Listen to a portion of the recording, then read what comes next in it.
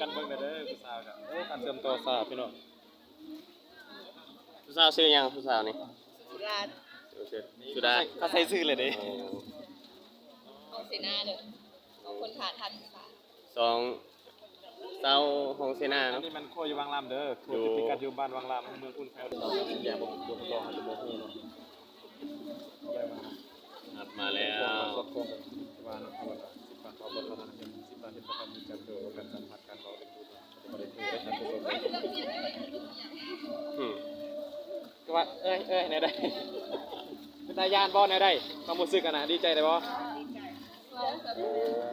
เออ ดีใจเนาะที่ว่าเป็นส่วนหนึ่งที่ว่าช่วยพ่อแม่ประชาชนน่ะที่ว่าธรรมดาได้ผู้สาวเพิ่นว่าผู้สาวเบิ่งตากล้องเด้ หน้าที่เนาะ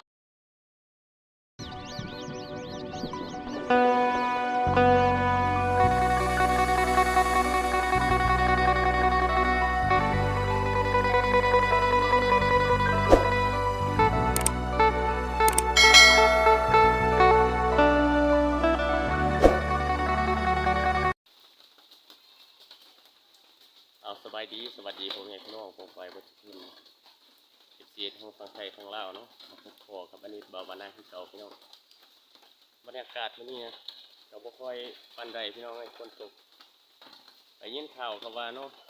น้ำท่วมขัวพี่น้องน้ำลายเนาะอันนี้ก็สิพาพี่น้องเขาไปเบิ่งน้ำเนาะอยู่ต้นขัวนั่นแหละเบิ่งเขาเจ้าเนาะว่าเขาลำเลียงคนแนวใดเนาะบรรยากาศก็คือพี่น้องได้ผู้ได้เห็นนั่นแหละฝนตกเนาะนี่นะฝนตก2-3 มื้อนี้จะเป็นจังไดเขาไปรับชมนำกันพี่น้องมาไปนำกันกำลังออกเดินทางฝนก็ตกแห้งพี่น้อย2-3 มื้อนี่2-3เวลาหลายวัน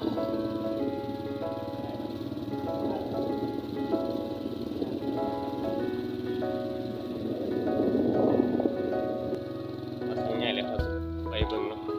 เด้อพี่น้องเด้อว่ารถติดสันใดกันไปกันมา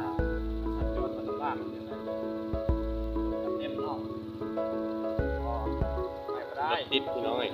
ทำบ่ได้ การสัญจรก็ทุกความยุ่งยากพี่น้อง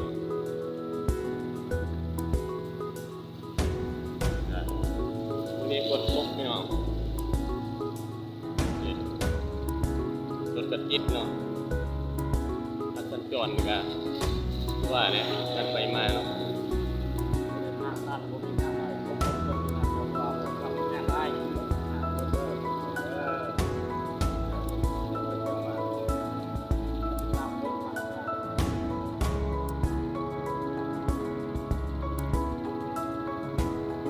รถติดอะไรจะนี่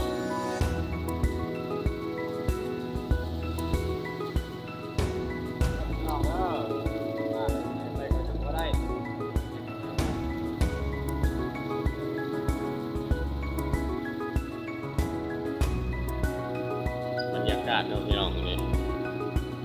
นี่ฝนตกเนาะฝนตกเล่น2-3 มื้อนี่2 มื้อนี่น้ำใหญ่เลยพี่น้องเย็นก็ว่าเนาะเดี๋ยวอันนี้กับน้องไซสิพาไปพี่น้องเขาอีเสียเขาไปเบิ่งเนาะว่าน้ำมันสิไหลบ่เนาะ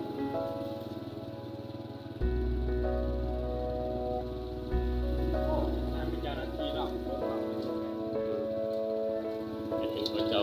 ไปพุ่นเนาะเขาก็สิไปเบิ่งนำกันเนาะแล้วก็ว่า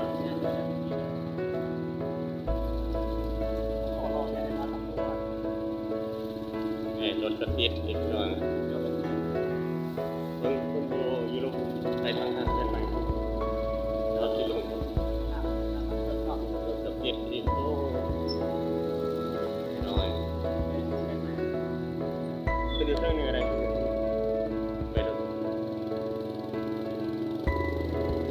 เราสิไปป้ารถก่อนนะ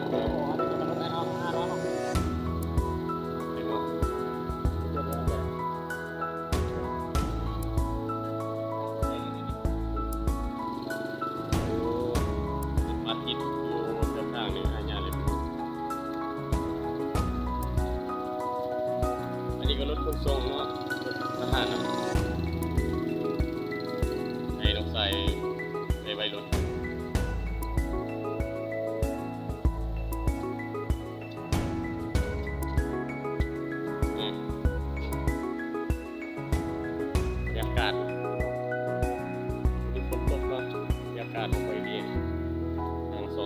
มาไปเขาไปเบิ่งน้ำกันพี่น้อง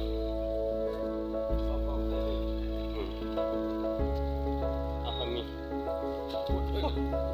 ทางลื่นเนี่ยช่วยผู้สาวและ2 คนแหละโอ้น้ำลายเอาคำมีจะพาสาวครับ เบิ่งเด้อท่านผู้ชมเด้อถ้าท่านผู้ชมไปเบิ่งว่าการคืบหน้าหรือว่าการระดับการคืบหน้าของน้ำคลองมันขึ้นลายเย็ดนี่จะนี่เบิ่งเด้อท่านผู้ชมเด้อเบิ่งลายเด้อ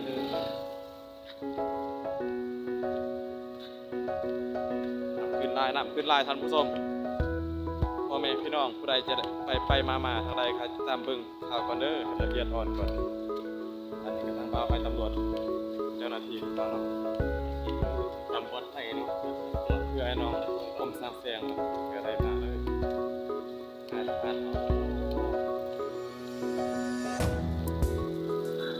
จะกล้องอะไรอะไรสักคนเลยเอาเมียนะ ไปเขาไปเบิ่งน้ำกันรถประจิตเนาะ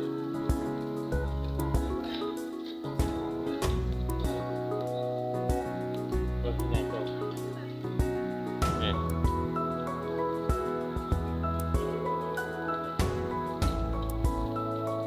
น่าจะเป็นผู้สร้างมากนะ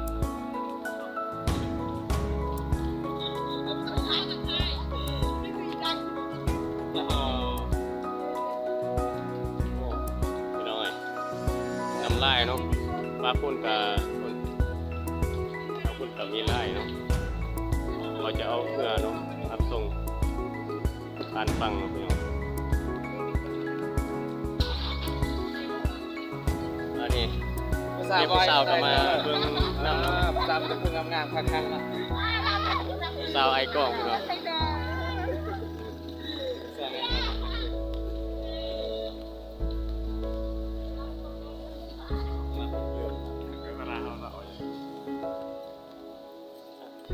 ได้สิ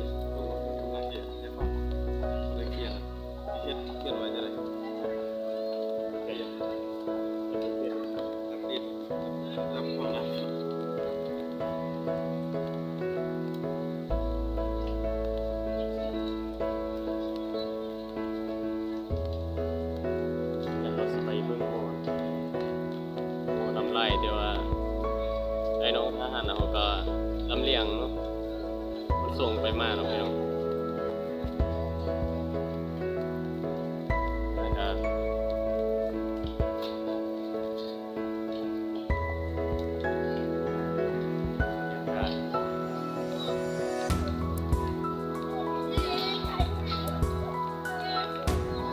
นี่ให้น้องทหารเราก็ สู้เด้อสู้เด้อก ำลัง สู้ได้นะเอาเด้อสู้เด้อเข้าใจให้นะ ไอ้น้องคนนี้ก็กำลังปฏิบัติหน้าที่เนาะขนส่ง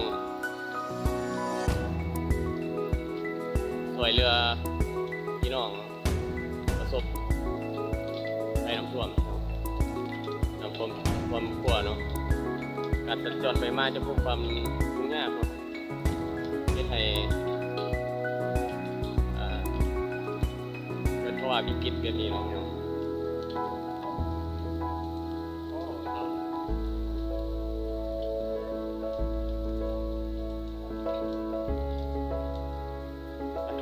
ไปเบิ่งนำ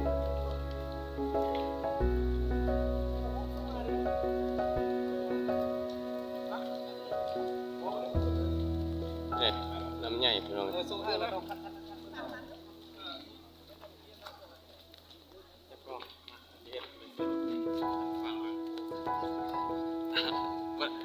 เปียกซาเป้กันเมียเนี่ย สาวมาอีกแล้วสาวงามๆเนาะสาวทหารเนาะสาว2 คนเนี่ย อันนี้ก็แม่น สาวทหารเนาะพี่น้องเอ้ยสาวงาม สาวเด้อสาวกันมาไล่สด สาวมาแต่ห้องเสนา ค ห้อง นถ่ายคลิปไว้ งาม ถ่ายหลายก็ให้ท่านผู้ชมปันกันเบิ่งกันเด้อสาวกันปันเสริมตัวสาวพี่น้อง สาวชื่อยังสาวนี่ ร้าน สุดา ก็ใส่ชื่อเลยเด้ ของเสนาเด้อของคนถ่ายทัน 2สาวห้องเส สนา อัน เนาะ นี้มันโคยวังลำเด้อโคยพิกัดอยู่บ้านวังลำเมืองทุ่งเสือลมไส้เด้อ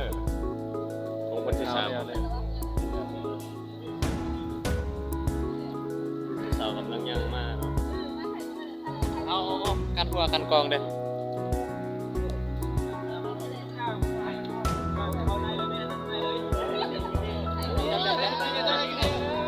ใส่เสื้อกันก่อน น้องฝ่ายกำลังเอาเสื้อมาเนาะเนี่ยเนาะ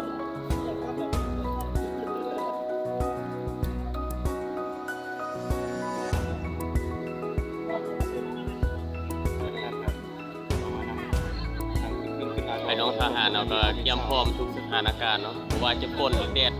เนาะมันมีเหตุการณ์ เพื่อเร็วหนึ่ง ที่ว่าพบวิกฤตการณ์ไอ้น้องเขาก็ไปช่วยทุกที่เนาะพี่น้องเพราะว่าแต่บนใดก็ตามเนาะไอ้น้องเขา ทราบมาเข้าบ้านบ้านว่าโอ้ยเป็นส่วน ทับใส่ประชาชนเนาะพี่น้อง โอ้ยเอาเสื้อขึ้นมา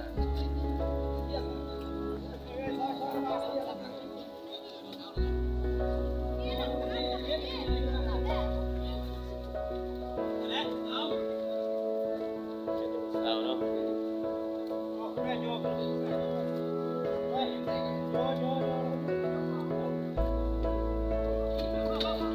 เพราะว่านี่ก็ลูกสาวใส่ประจำเบิ่งน้ำมกสาว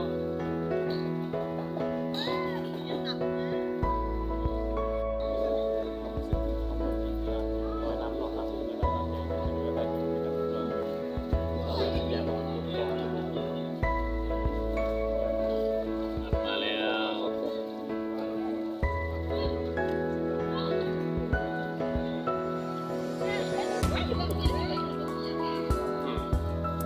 ว่าในใดตายานบ่ในใดความรู้สึกกันนะดีใจได้บ่ เออ ดีใจเนาะที่ว่าเป็นส่วนหนึ่งที่ว่าช่วยพ่อแม่ประชาชนน่ะแต่ว่าธรรมดาได้ผู้สาวเพิ่นว่าผู้สาวเบิ่งตากล้องเด้ หน้าที่เนาะหน้าที่เนาะ ประมาณนาทีเนาะต้มเซยโดยจังนะครับเมื่อนำจะได้ความรู้สึกที่ว่าได้ขี้เหงื่อลองนำอ่ะคิดว่าเมาเนาะแต่ก็อดทนบ่เป็นหยังเนาะแต่ก็อดทนอะไรเนาะผู้สาวเอ้ยโอ้งามเนาะมันใจกว้างเนาะใจเอื้อเพื่อเฮ็ดเพื่อประชาชนทุกอย่างเนาะก็เฮ็ดรอนาทีนี่มันที่ของเขาเนาะครับมันเฮ็ด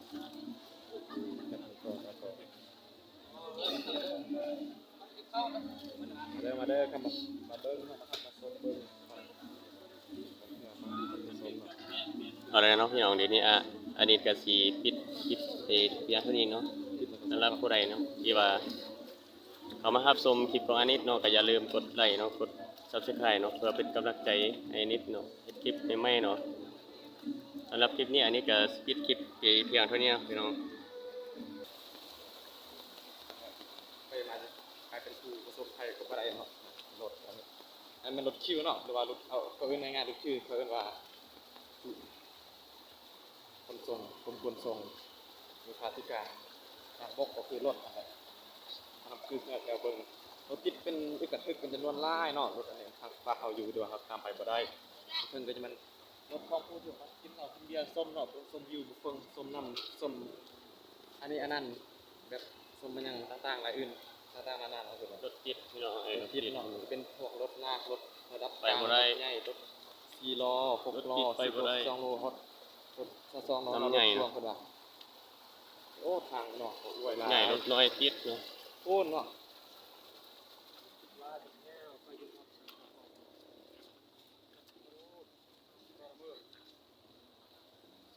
อันนี้ก็หน้าห้าน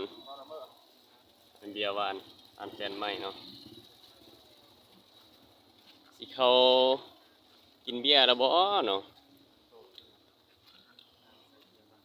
หน้าห้านอันนี้ก็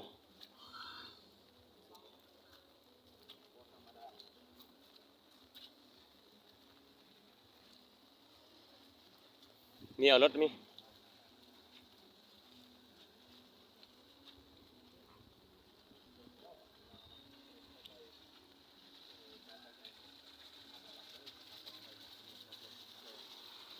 ก็สิเอารถเมื่อนั้นเนาะพี่น้อง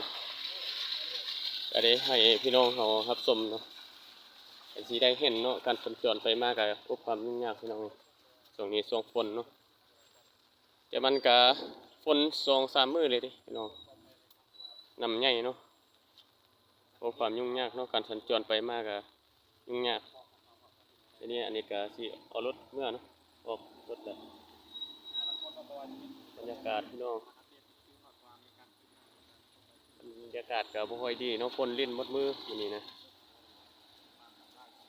รถใหญ่รถน้อยติดหมดเนาะ